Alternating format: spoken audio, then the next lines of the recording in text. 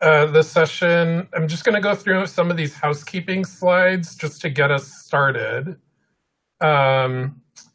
So, our format is, going to be using a mix of both this visible platform as well as Jamboard. We will be getting you into breakout rooms, etc. We're also hoping that people will use the chat freely.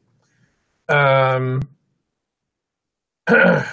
the breakout sessions, just a few tips. Mute your microphone once you enter the breakout room. There's not going to be an appointed facilitator because we're going to try to get you into small groups. And when I say small groups, we're talking like 4 to 5 people. So it'll just be on you all to self-organize and designate someone to help with timekeeping and facilitation, and so to keep the conversations going. And you'll be on camera during the breakouts. I think it'll be good for you all to see each other. And yeah, I think that all of that relates to the breakout sessions. And then just again, invitation for feedback before switching over to our other slides to really get us into the bulk of the presentation. Frances, anything else you wanted to add before we get started? No, just a new technology, so we hope it all works. All right, it's loading. All right, so as you can see, this session is about Race to Lead, both the data from our research from the Race to Lead initiative, which is a project of building movement project, as well as the race equity assessment for learning that we are building and developing right now. I'm Sean Thomas Brightfield. I'm the co-director of BMP, and my co-director Frances is also here with you. We're really happy to have this session. The goals for this session are to, at the beginning, we're really going to spend some time reviewing the findings from the report because they really are foundational to how we've been thinking about all of this work. And it's, building on several years of work in terms of survey, data collection, and interviews and focus groups. We're going to have you all engage in some dialogue and meaning making, and so that's what we're going to use the breakouts for, as well as we're going to be switching between this platform and Jamboard to do some of that.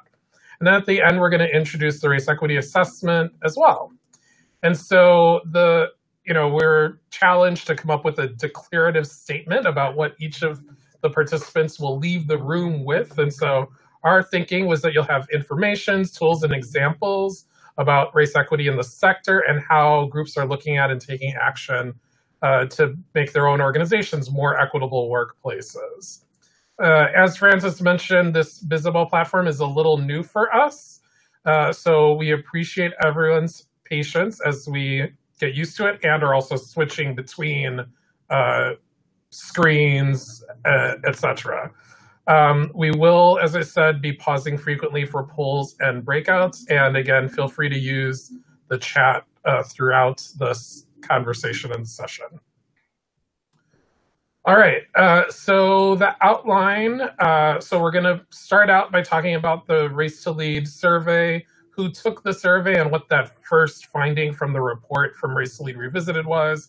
And then to start experimenting with Jamboard, we're going to have a full group discussion using that platform. Then we'll come back into this visible platform and show some findings, some slides related to findings 2 and finding 3. And then we'll get you into breakout groups. And in that time, you'll actually be in small groups. You'll be using Jamboard together. And our hope is that you'll be able to talk with each other for about 15 minutes. That's our hope if we're able to stay on time. Then we're going to come back together. We'll talk to you about the race equity assessment for learning, get you back into breakout groups, and then we'll wrap everything up. So that's how we're planning on spending the remaining, 85 minutes that we've got together. So going to start us off with a poll just to get a sense of where everybody is from. And so hold on one second. You should be seeing a cell that shows, great, and now we're starting to see results come in. Looks like around 35 people have filled out the poll so far. Just gonna try to get us over 40 out of 54. All right, so I'm gonna end the quiz and hopefully you can see these results. So in terms of what regions of the country you primarily work in, we've got a lot of folks from the Midwest. Interesting that that's the top, and Rocky Mountain region's still at 0%. So that's interesting. So yeah, it's otherwise pretty evenly spread in terms of Pacific, Southeast and Northeast, with the Southwest and Rocky Mountain a little behind. But great to have everybody here. Yeah, go ahead. That's great for you, Sean. Midwest, a Midwestern person with a Midwest audience. I am from the Midwest, yeah, so it's nice to see my region well represented. Okay. I'm going to go back to the slides. Oh, is it going to start over every time? Okay. All right, so you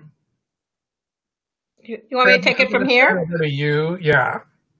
So we're going to start by talking about what the survey is, the demographics of the survey, and then I'm going to go through one of the first findings. But just to remind you, the Building Movement Project did a survey in the spring of 2016 trying to find out why there were so few leaders of color in the nonprofit sector. And 4,000 people responded to that survey. And so we decided to resurvey in 2019. We did it in the summer of 2019, and this time more than 5,000 people responded, all of whom work in the nonprofit sector. And you can see here how you can get our information. And if you want to tweet or use Facebook, the Race to Lead hashtag is what we use. So as well as Upswell 2020. So I want to talk a little bit about the demographics of the Race to Lead sample. They were almost identical in both 2016 and 2019. You can see here the biggest change probably was there were more people in 2019 from Texas, because Central Texas really made a big push to get respondents. There's the darker blue or the where the most respondents come from, and the lighter blues are where the fewest respondents come from, but every state and the District of Columbia had some respondents. So who answered the survey? Well, so you're going to see in all these slides, on the left side will be 2016, or maybe it will be in the top or bottom. And on the right side, we'll have 2019 respondents. So the original Race to Lead report is on the left. The Race to Lead Revisited 2019 is on the right. And then the blue color will be people of color. When you see these charts, we're going to show you a lot of charts, and that kind of brown, tan, gold color are white respondents. So you can see here that there's almost identical respondents in terms of race in both the 2016 sample and the 2019 sample. In 2019, 41% of the respondents were people of color. And you can see that breakdown. And that breakdown really reflects what the Bureau of Labor Statistics say are the race of people working in the nonprofit sector, except for the multiracial category, because that category doesn't exist there. If you look at the next slide, we can show you that there are a few percentage points more women who answered this survey. There were equal number of gender non-binary, gender non-conforming, or gender queer at 3%, and then about 3% fewer men at 16%, exactly the same as people who identify as LGBTQ. The biggest difference, and there was there was a new category we asked about this year that we didn't ask in 2016, which is whether people have a disability. 10% of both white and 10% of people of color respondents said they had a disability. And as you can see from this chart, the far most common disability was a mental health disorder. And then the biggest change between the first survey we did, again, that's on the left, and the latest data we have was in generation, which actually is reflected in the Pew Research on millennials and a few, in our sample, just a few Gen Z coming into the workplace. So there's 8% increase in the percentage of millennials, and you can see this a decrease in Gen X, and then you can see the boomers are starting to really leave the nonprofit workforce at under 20%. So we're curious about your generation, just because we know there's these changes in generation. So Sean's going to pull up a poll here, and we're going to get a sense of what your generation is. And you can just fill it out, and we'll see.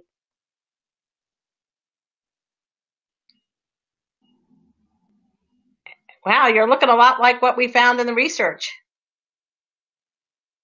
So, yep, about just what we saw before, which is that most of you are millennials. There's followed by Gen X and then by boomers. So very similar.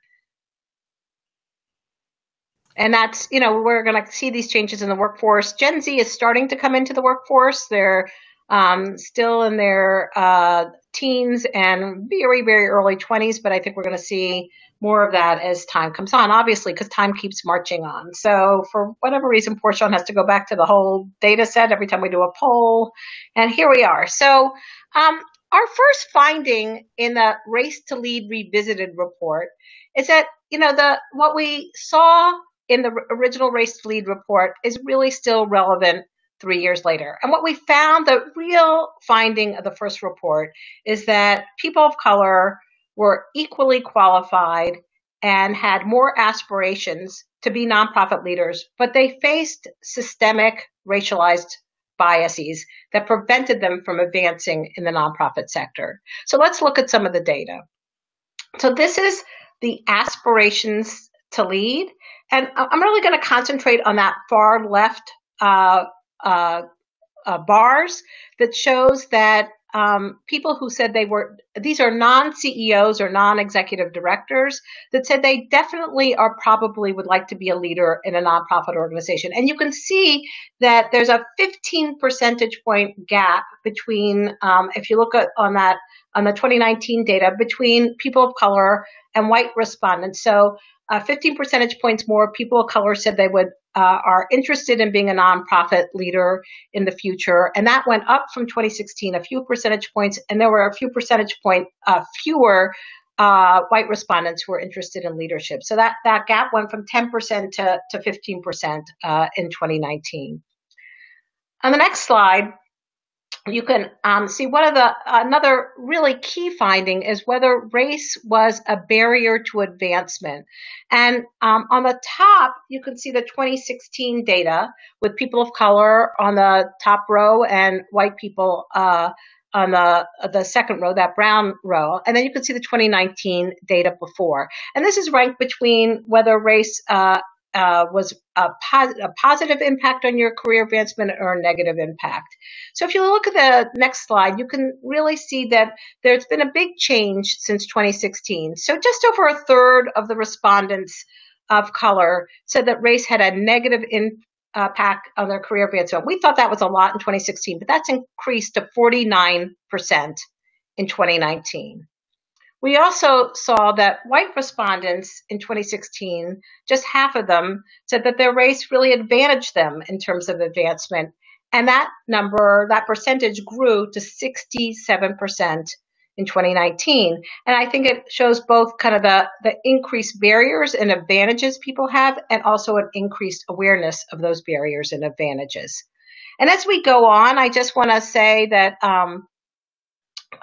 if you have questions or comments, feel free to put them in the chat, and we'll be monitoring that. Here's one of the survey respondents. We had a lot of write-ins in the survey responses of the 4,000 plus survey respondents. And this is from a Latina who talks about being in mostly all white, mostly male circles, and that challenge of when to bring something up and stand up for your community, and then when you have to hold back, because if you say too much, you're going to be left out of these senior leadership or decision-making circles. And also that fear of being labeled the angry Latina or the angry person of color. So in the next slide, we compared the challenges and frustrations that were facing people in 2016, which is on the left, and in 2019, which is on the right. And if you can see in the next slide that really what we saw, I think there's a circle that, I'm sorry, go back one slide, Sean. My mistake.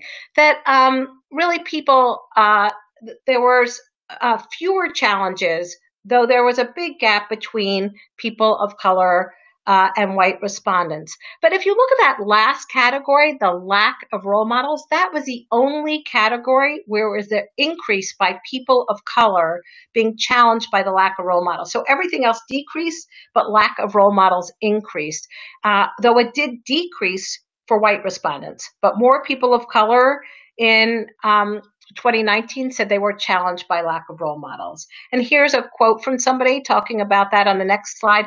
The importance of role models is in this survey respondents' write-in, where she said she had phenomenal support, mentorship, and sponsorship by women of color, mostly Black women like herself, and how that was critical, especially the emotional support in persisting against the microaggressions she faced, and how she wouldn't have been able to stay in the nonprofit sector without that support. So that just emphasizes the importance of role models and support.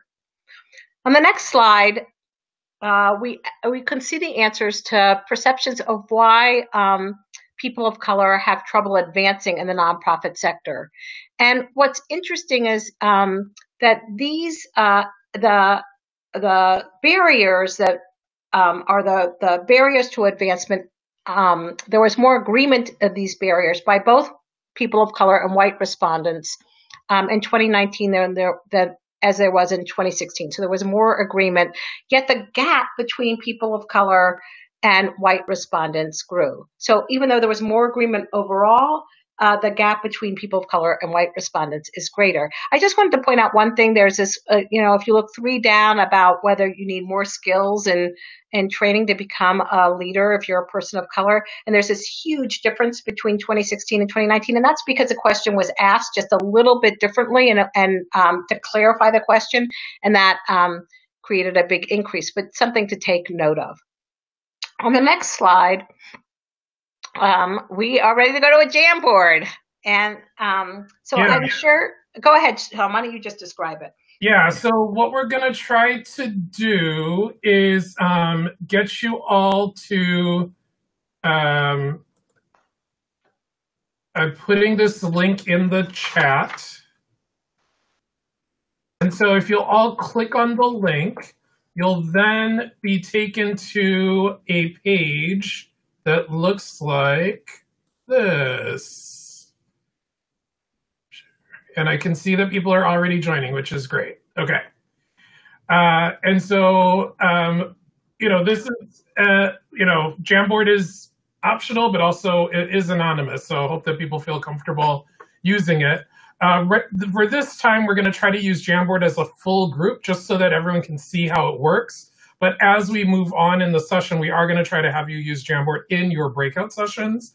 And so again, if your group were to use the Jamboard, all you'll do is click on this arrow up here. You see where it says next frame, and there will be a frame for each group, and your groups will be numbered. So hopefully that'll all help and be clear. For now, if you'll just click on the arrow to go to this full group discussion, the invitation is for you to use yellow sticky notes, which are these, if in this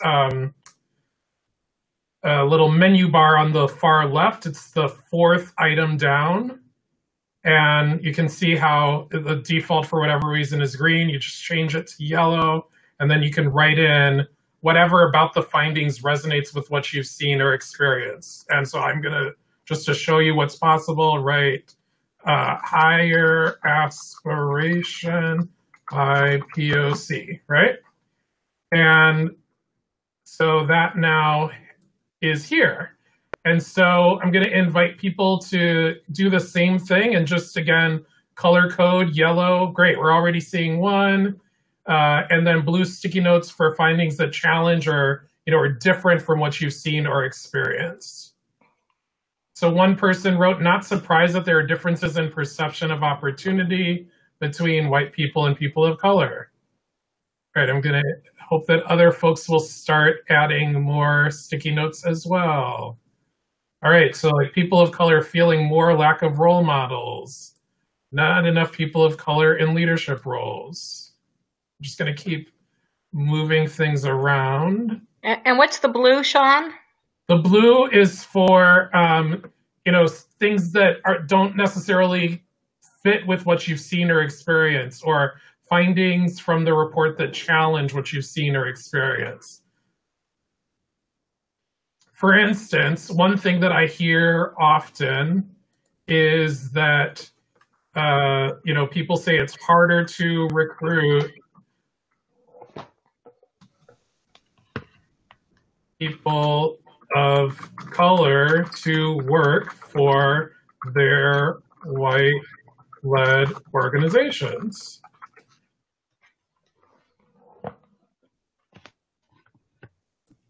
Which I think is something that is a little bit of a tension with some of the findings.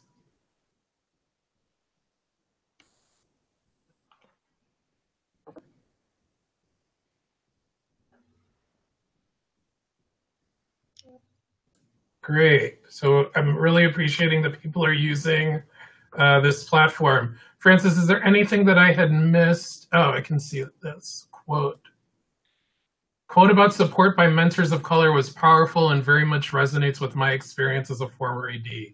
I left despite having networks outside of my organization.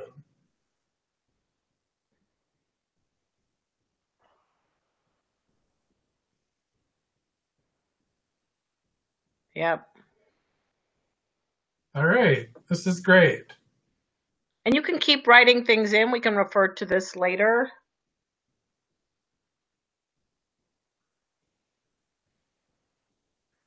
And for the person who couldn't find the sticky notes, again, they're on the left side on the menu. It's like the fourth one down, and that's the sticky note. So you can just keep. Yep, just click on that. Click on that. You should be able to. And if you don't get the red or the blue right, we still accept everything, whether it's red or blue. Yellow or blue. Yellow or blue. See, don't ask me. I certainly have it wrong. So no diversity in the board and staff. Whites have less aspirations to lead. That's, yep. Lacked opportunity. Lacking opportunity leave. Yep. Surprise. Quote about mentor. Yep. Yeah, sad. Lots of work to do. So, Sean, do you think you want to take it from here? Yeah, I'm going to get us back to the slides. But before moving on to the slides, there was a question that came in from Esther about disaggregating the findings by race rather than POC versus white. And so, yeah, we have internally, we've looked at some of that. I think part of what happens when you start to disaggregate at that level is that it's harder to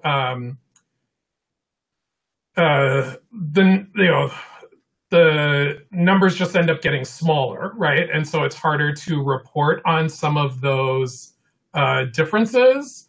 Also, we have generally been particularly interested in sort of keeping the focus on the outsized power and influence held by white people in the sector. And so sometimes what happens when there's sort of disaggregation is by race is that then instead people focus on, well, Black people reported this, Asian people reported this, and then, who actually is holding power in the sector sort of gets ignored. So that's part of why we've tended to generally report on the data based on POC versus white. Another question came in. Oh, that is the same question. Got it. Francis, anything else you wanted to add in response to Esther's question? No, ready to. All right. So in terms of moving on to the next set of two findings, we asked some new questions in the 2019 survey in part because when we first did the survey in 2016, colleagues were sort of coming to us with like, oh, there's real potential in adapting the survey as an organizational tool, and were really encouraging us to think about taking that project on, for the benefit of the sector. And so it took a little bit of time because we had to do the reports that we committed to based on the 2016 data. But yeah, last year we did start experimenting with new questions. And one of the ways that we experimented on questions that then have made it into the race equity assessment was to gather data from this set of 5,000 respondents. So some of what you'll see here are questions that parallel some of what's in the race equity assessment as well, particularly related to people's experience in organizations, as well as their view on some of the DEI activities that organizations are doing. So to talk first about this second finding in the report, which is about what we call the white advantage in the nonprofit sector. And so this white advantage is evident in both the racial makeup of who holds positions of power in the nonprofit organizations in the sector more broadly. Also, it's evident in the differing racialized experiences that people report based on the demographics of their organizations, the organizations where they work. And then there were also racial disparities that related to the finances and budgets of both workers and organizations. So all of which is to sort of put in context this white advantage that we saw through the data and really wanted to focus on in the narrative of the Race to Lead Revisited report. So here's a quote about the challenge and frustration of being isolated in organizations as one of only a handful.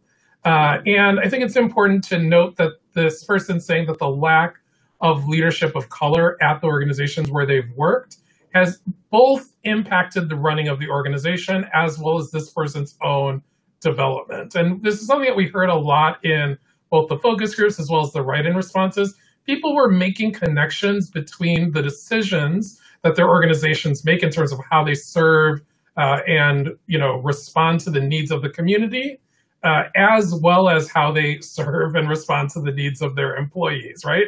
And so the greater the mismatch between who holds power and who is served, or who holds power and who are in line positions, the more tensions and displeasure there was that we were seeing. So just something to keep in mind.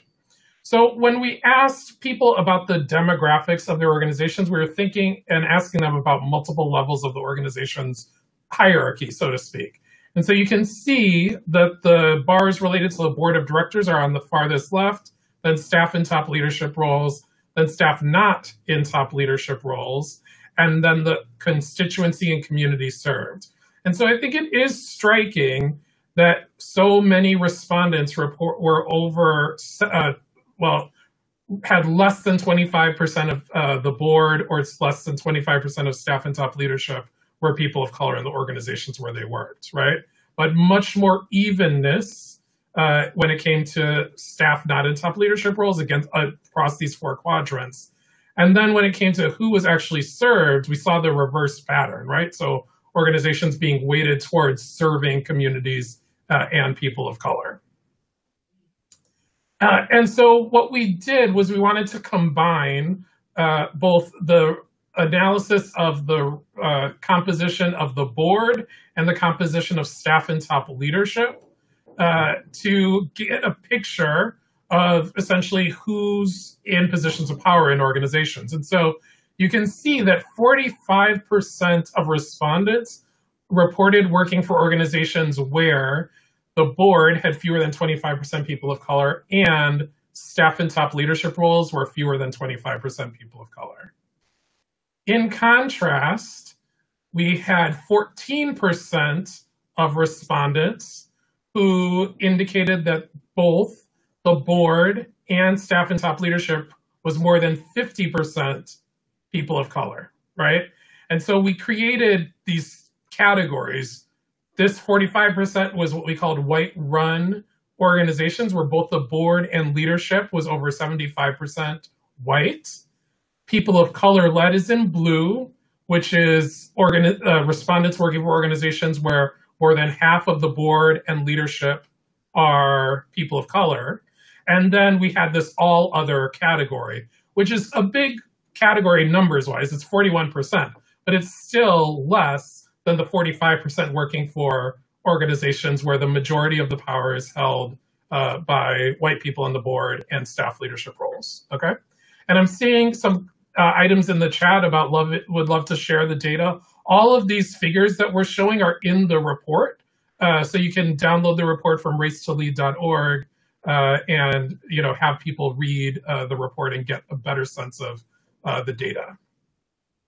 So the reason that this mattered was because as you can see on this next, I'm gonna do this poll before we move on to the next slide, which is a question of like, which of those three categories fits the organization where you currently work? All right. So again, the categories are more than 75% of both the board and leadership are white, more than half of both the board and leaders are people of color, and then that all other category in the middle as well.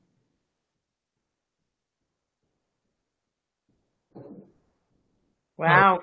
So just to show the results, it's looking like, yeah, almost 2/3 are reporting working for what we would have categorized as white-run organizations compared to under a quarter working for POC-led organizations. Okay, great, thanks. I'm gonna go back to the slides.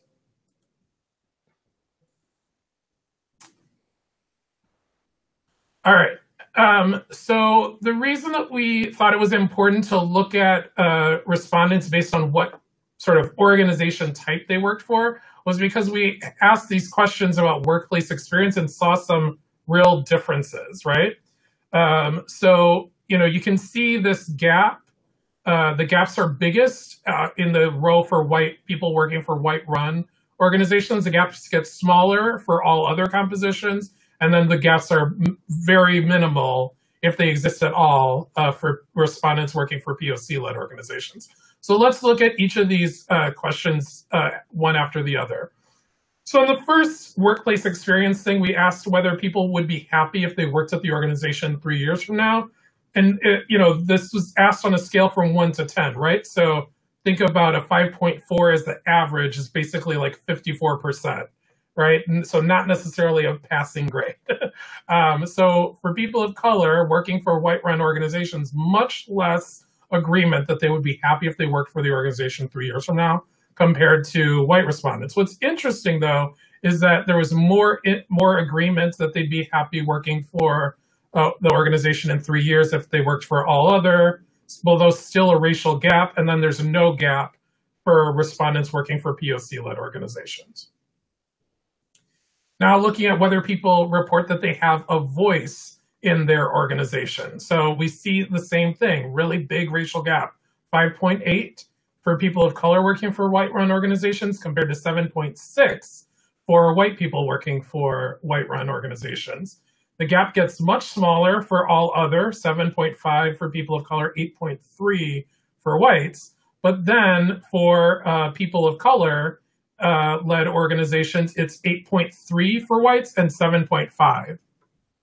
So I'm confused about the scale. Yes. So 10 is that they agreed. 1 is that they disagreed. So 10 is like, yes, I would absolutely feel I have a voice in my organization. 10 is good in this regard. Does that I hope that answers the question that Sonia just put in the chat.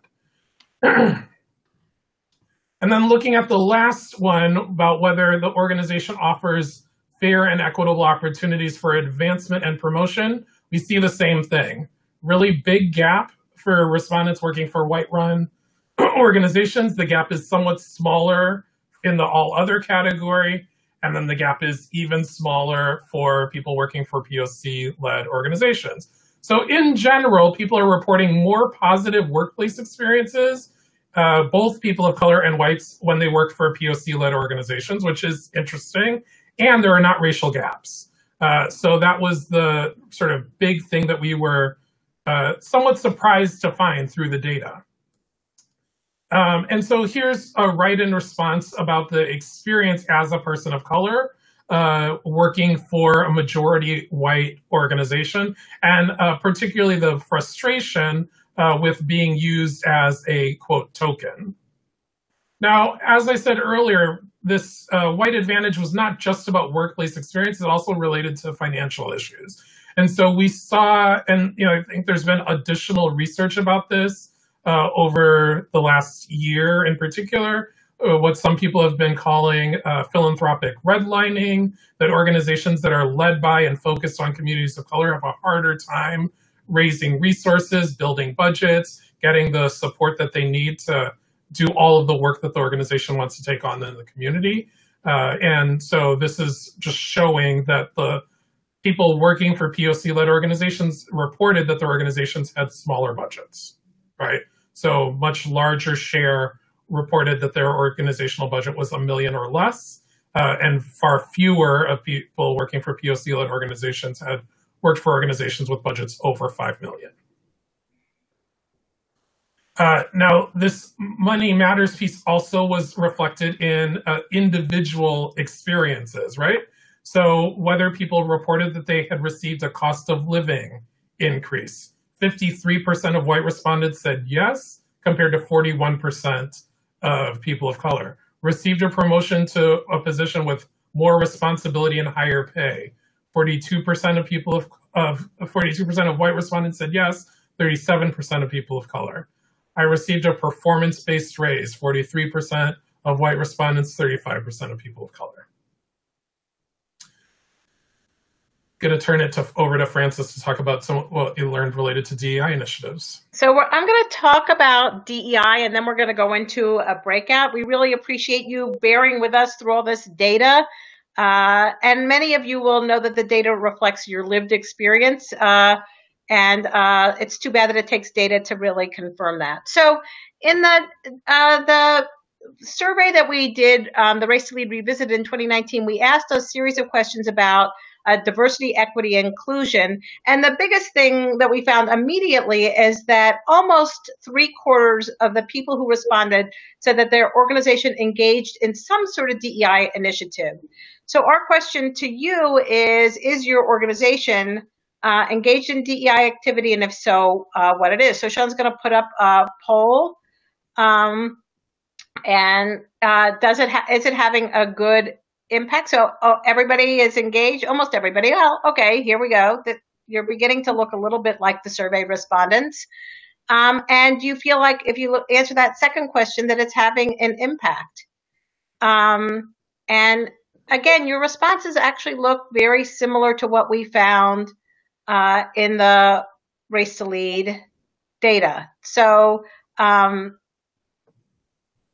you can see here that most of you are engaged here, much higher than in the national survey, over 90%. And some of you feel like it has, 15% feel like it has no impact. Most of you feel like it has somewhat of a positive impact, and a much smaller percentage says it has a very positive impact. So let's look at some of what we found and how it reflects what you just showed us through the poll. So we asked people why their organization was engaged in DEI, and this is that same 1 to 10. This is what is the reason, what about motivation, and you can see on the next slide that the really two biggest motivators were to improve retention of current staff of color and to recruit more staff of color, and then to improve the organization's performance and impact. On the next slide, you can see that we asked them about which strategies that did they use for DEI. And the top strategies, you can see in the next slide, is training, which is the first answer here, though it was followed pretty closely. And again, there was some gap between people of color and white respondents, and it was followed pretty closely by kind of including DEI or race equity into the mission of the organization, and to address how it positively impacts the work. What I want to point out in this slide is that if you look over on the right side and you look at the second to last, it says measure and track organizational diversity. That although most people said that they engaged, the motivation was to diversify staff, much fewer groups had as a strategy to measure and track organizational diversity. But since training was the most common response, we wanted to dig a little bit into the training findings. And here we looked at, can training be impactful? And this is kind of like you. Most people thought, well, it was somewhat or very positive. But then when we looked more closely at the data, we looked at the topics people were trained on. You can see that on the right: understanding terms, implicit bias, structural racism, white privilege. And the more training topics people engaged in, the more they rated training as very impactful, that they were very positive about the impact of the training. That's that blue circle. So if you engaged in 4 or more topics of training, indicating a deeper look at things, Sean's showing you with this thing, that's 43%, versus if you had 3 or fewer, only 19% felt very positively about the training. Thank you, Sean. On the next slide, we also, and this is somebody talking about the positive impact of training. And these trainers actually help this group look at not only training on outside, like what do these terms mean, but also what does it look like inside the organization's structure and culture? Where are the systemic inequalities? And she said this was really part of a transformation process that happened in their organization, and emphasized that it takes love, patience, diplomacy, anger, and dogged persistence, not just a one-off training. I would just say that in people of color focus groups, many people said that the training was just a one-off. It was just like check the box, do the training. But this is the type of in-depth work that needs to take place if training is going to have a positive impact. Next slide. We also looked at training by those organizational types that Sean just introduced. So on the left side, you see the white-run organizations, all other, and POC-led. And if you look across the top, you can see that in white-run organizations, they are much less likely to have DEI policies in place. So there's a difference between white and people of color respondents. They're less likely to have leadership that is committed to DEI, and again, this gap by race, and then less likely to take a public stand on root causes of issues. On the next slide, we really wanted to say, well, what's the way forward? And is there a way forward? And the responses show, especially people of color, said, of course there's a way forward. We know what to do. Almost 3/4 said, yes, we know what to do. But decision makers just don't want to make the changes. And just under half of white respondents agreed with that. But there is some concern about whether organizations know how to respond once they get involved in training. 65% of people of color and 50% of white respondents said that when they address race and race equity, organizations can raise tensions they're not equipped to resolve. But then again, they said that the nonprofit sector can move forward, that it's not so complicated that we can't move forward. Since almost 70% felt we could move forward rather than it was too complicated to move forward in doing race and race equity work. Here's another survey respondent who talks about the identities, that it's easy to identify barriers, but that we spend too much energy on changing people's minds through training and understanding rather than really just changing behavior. And as she says, our country's history shows shifting mindsets is slow and too unpredictable. And so now we would like to get into breakout groups using the Jamboard, and I'm going to pass it over to Sean to explain how we're going to do this. Great. So before we get you into the breakout groups, I am just going to put in the chat hold on a second, I need to switch to the Jamboard again. Okay, so this is the Jamboard that everyone's going to be using. And I just put the link into the chat. And so basically, the first thing we're going to ask you to do is consider, again, which of these categories fits your organization.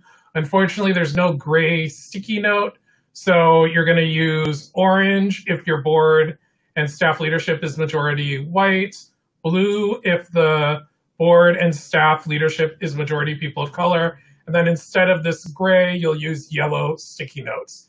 And you'll see that there are group numbers, right? So once we get you into your breakout groups, you will be able to just skip to whichever group is yours, your group number, and then you'll be able to both use the sticky notes to indicate which findings reflect what you see in your own organization, and then what DEI strategies is your own organization doing and how's it going. So just answer any of those questions using the sticky notes again. Sticky notes are just to color categorize based on the composition of your organization. And each of these frames is identical because we just want you in your, once you're in your small groups, breakout groups, to go to the page for your group number so that the 4 or 5 of you will all be in the same frame. Does that make sense? So what we're gonna do is now break you out. And there are, so we now have 8, you're gonna get into 8 rooms. So, group 1, room 1 will use group 1, etc. So does that make sense? I'll put the link again into the chat once you're in your breakout rooms, but hopefully this will all work out. And you will be in your breakouts for 15 minutes, okay?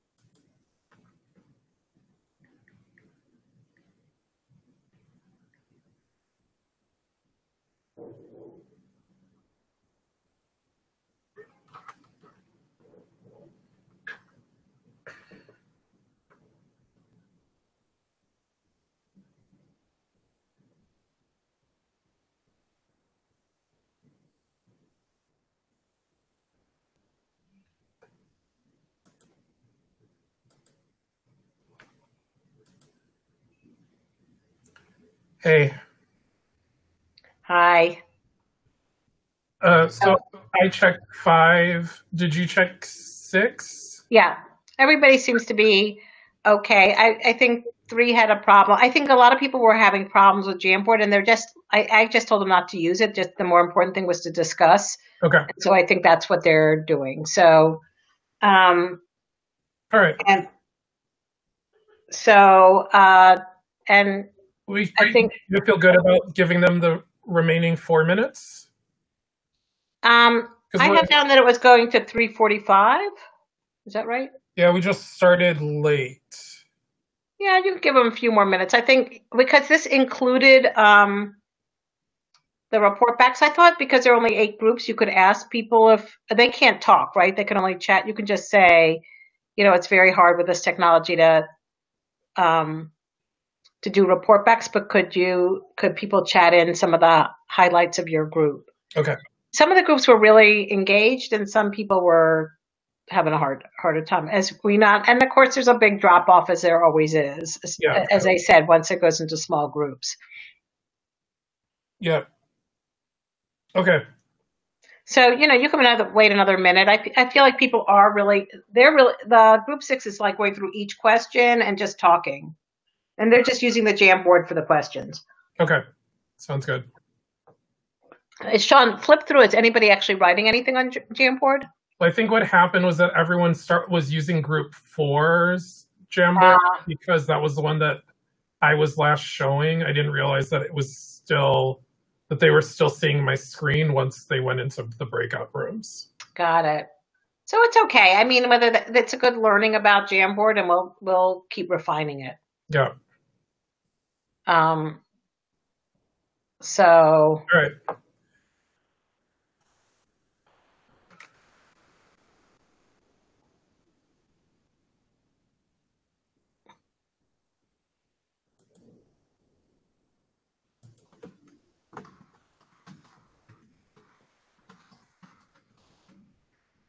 And so then we just go into real, and that's the next half hour, right? Yep. How are you holding up? Okay. Just sending them a message that we're going to bring them all back shortly to debrief.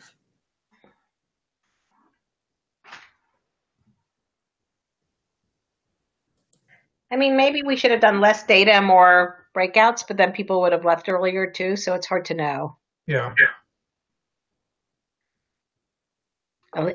Elise is sending us some positive vibes. Oh, and I just realized this is all still recording. That's okay. Maybe they can cut out some of this.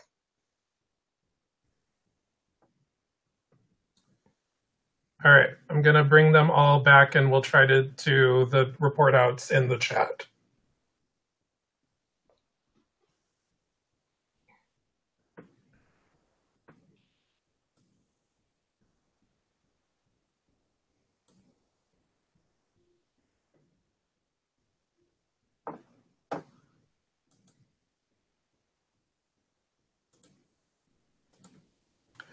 All right, everybody. So you should all hope that you all had some good conversation in your breakout rooms. I know that it's hard to do the report back with the platform, but if anyone is able to put in the chat some sort of top line, stuff in terms of what was happening in your breakouts, how it went. All right, so we're seeing appreciation for the discussion. Group 8 enjoyed the opportunity to chat. This is great. And I know that some folks are having some trouble with the Jamboard. Jamboard is just a vehicle for helping to have conversation. Not everyone is necessarily super extroverted. And so Jamboard can be a way for people to stay engaged with each other as well, sort of online. So that's why we're trying to use that platform. All right, I'm going to have us move forward. Just want to say we agree it's great for you to see faces. That's one limitation of our technology today, but good that that worked in the breakouts. Awesome. So now what we're going to do is talk about the assessment that our team at Building Movement Project is building. So the first thing is there's often a question like, why have a data-driven assessment? There are a lot of assessments and tools that are out there. Admittedly, many of them that do exist are sort of more geared to organizational sort of leaders to help get a sense of like what policies and practices are actually in place. And by asking the question about, do you have this policy or practice in place, that then prompts people to think, well, no, we don't. Why don't we, right? So those are useful assessments. What we were trying to do is just go one level deeper, particularly by emphasizing and gathering the voice and experience of staff of the organizations. And so, part of the insight around like why it was important was that the individual level data that we had collected on the racial leadership gap in the sector was really impactful in terms of raising awareness sector-wide. And we also thought that it was important to have that sort of personal individual lens on these questions about like, are organizations feeling like equitable and inclusive workplaces? And there can often be some disconnects based on where people are in terms of their positional power in an organization, in terms of what their view ends up being. And so that's why we wanted to gather individual personal level data. Also, we want to acknowledge that like the emphasis on data is particularly useful because of white dominant culture. And so that's both an acknowledgement and a critique, right? So the vision for the assessment, we call it the Race Equity Assessment for Learning, REAL, is that it's an easy to use organizational assessment that gives organizations customized insights about what the current experience and sentiment is of their organization's staff, as well as suggestions for moving forward. So that's the sort of deliverable for the organizations.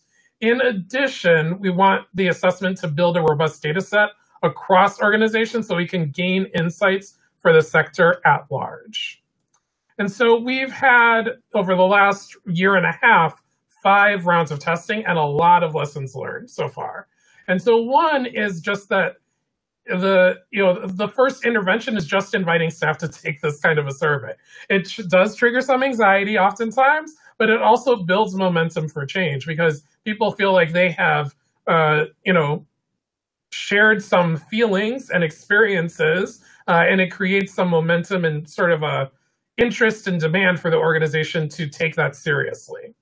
Rather than the report be organized around data and figures, what we learned is that groups really respond best to narratives, right? And so what we are trying to do is balance the desire that people end up having, particularly executive directors, want to have a lot of data and disaggregation.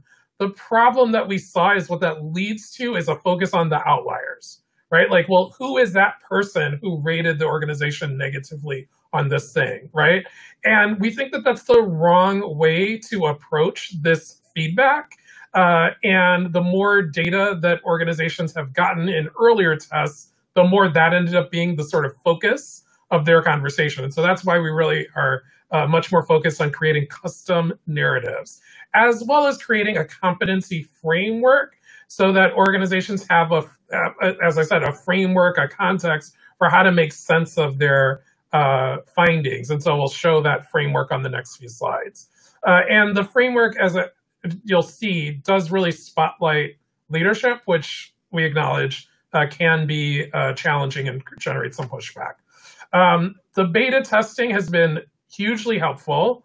And we've heard from organizational leaders that they've been appreciating the peer support because part of what we've been doing in the testing process has been to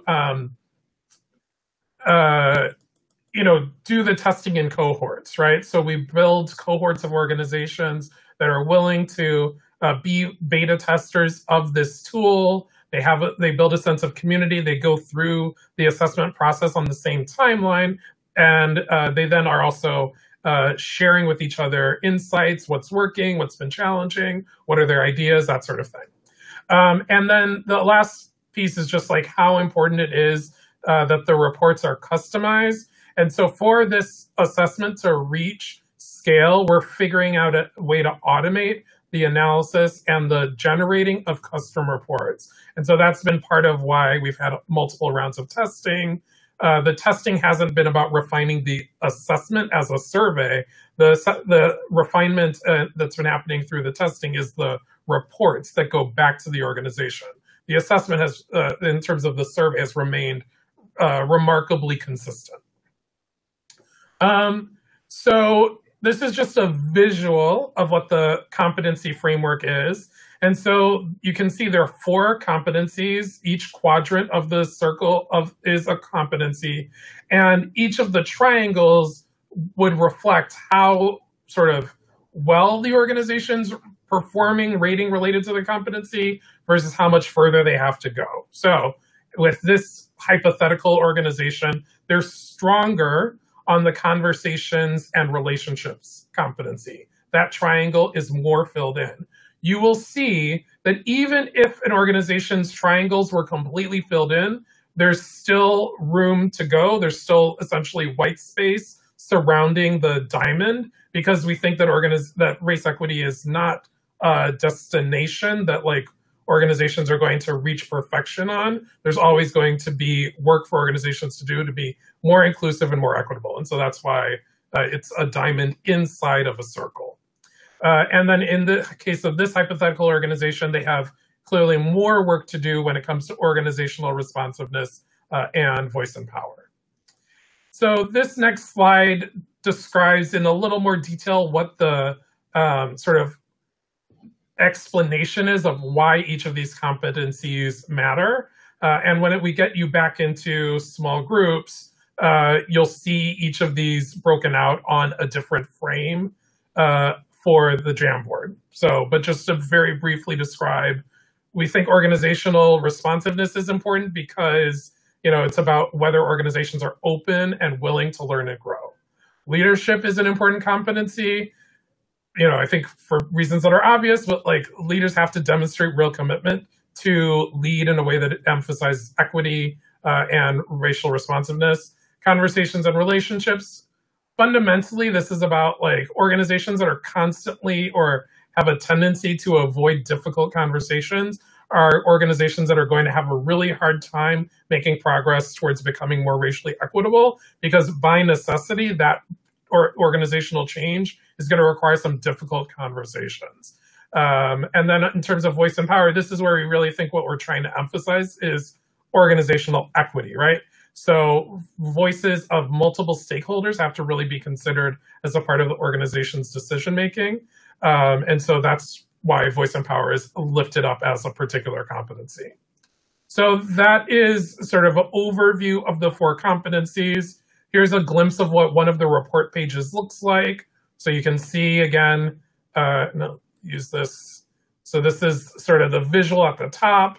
There's some custom narratives for each competency. Basically on this side is where the organization's stronger. This side's where the organization needs more work. And then there are additional pages, some digging into specific competencies. And if the organization's big enough, with some analysis of where there are differences between people of color and white staff, or between people in senior leadership roles and line staff positions. And then there's also a section that's really focused on sort of change strategies and what are people's views on what it's going to take for the organization to change.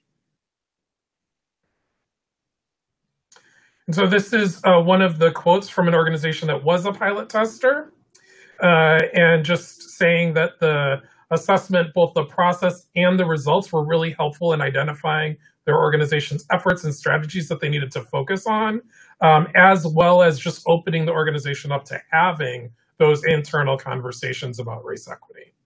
So that's the overview. Going to quickly just do a poll in terms of to see which competency people think their organization is strongest in. So again, if you think your organization's strongest in organizational responsiveness, leadership, conversation and relationships, voice and power.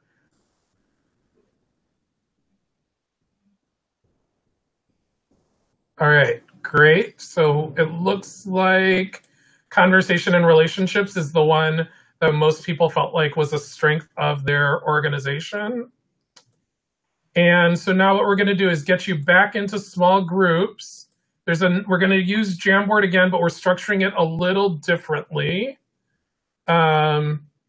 So as you can see, there's the first frame that just gives you the sort of basic instructions. And really what we're looking for you to do is using sticky notes of any color to jot down why a competency may be more of a challenge for your organization. And so the next page is the organizational responsiveness. Use a sticky note here in terms of struggling with that competency. Next page is leadership. Next page is conversations and relationships. Next page is voice and power. So even though you'll be in separate breakouts, everyone's going to be using the same Jamboard. So we don't have to like look for your own team Jamboard this time. All right, so we're going to do 6 breakout rooms, and I'm breaking you out right now.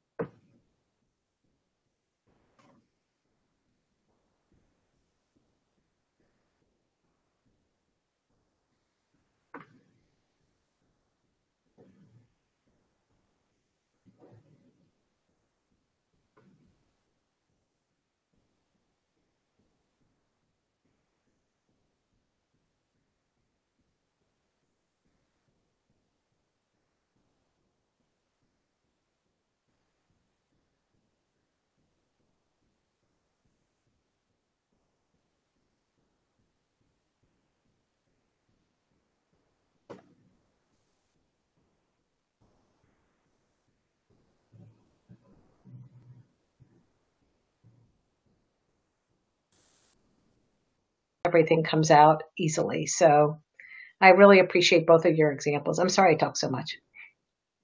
Sorry, Francis, I just brought everyone back into the main room. Good, good. Just to wrap us up, I'm going to show the sort of final slides. Were the messages to everybody not coming through? Let's see. All right, so welcome. Just as a part of the wrap up, any final thoughts in the chat? Hopefully folks were having good conversations in the breakouts. If there are any final thoughts or questions, feel free to put them in the chat. And yeah, I agreed. Coming back always feels so abrupt on the breakout groups. I was trying to put in messages like 30 seconds, 1 minute, but it didn't see, I wasn't sure where they were actually showing up. So, okay, so question about what the timeline is for releasing the assessment. So we're currently in still this beta testing phase. And so, you know, we're looking for organizations that are willing to like help with the development by being beta testers. And, you know, I think we'll accelerate that timeline come 2021. Try to have more cohorts running together simultaneously so we can test some of the automation. But the hope is that by this time next year, we would have released this, right? So, but there's a lot of tech stuff that needs to get figured out. So, but thanks, Sarah, for asking that question. So seeing comments about how people appreciate having the chance to hear similar conversations, similar challenges of their organizations. Question about not understanding all 4 of the categories, but appreciated the terms. Yeah, completely understand that. I think we're gonna have to do some work to sort of more clearly, have more clear and vivid maybe descriptions of each of the 4 competencies, but it seems to be working once groups are actually engaging with the assessment as a whole. Yeah, so the assessment is really geared to sort of traditional organizations that have, you know, where issues around like the sort of internal organizational management are going to be live. So I think it's going to be a less useful tool for coalitions where it's like multiple organizational leaders are sort of collaborating on a campaign outcome or a coalition. It's probably at this point not necessarily the right tool for that kind of group. Francis, anything else you wanted to say before we wrap up with the thank yous? It's about 4:14 according to my clock. I think it's time to wrap up. Really just appreciated being able to drop into some of your sessions and listen to the conversations. Yeah, and so again, thanks so much for taking the time to stick with us for this full 90-minute session. Our emails are here on this last slide. You can also feel free to, you know, just check out Building Movement's website, buildingmovement.org, for more information, and please do keep in touch. Thanks, everybody. Thank you.